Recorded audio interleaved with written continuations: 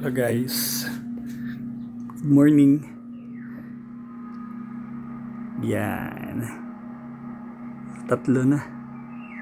Tatlo na yung napisa. So halos lahat yan, may mga ano na yan. Halos lahat may mga crack na.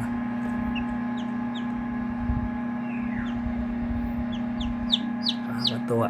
So yan yung inihatch natin ngayon. And then ito pa yung ating mga nakasalang. Yan. So mataas yung hatching rate natin, no? Nakakatuwa naman kasi out dun sa lahat ng sinalang natin ng first na yon, ito lang yung wala na similia. So wala talaga silang similia, yung apat ata, tas yung dalawa hindi natuloy.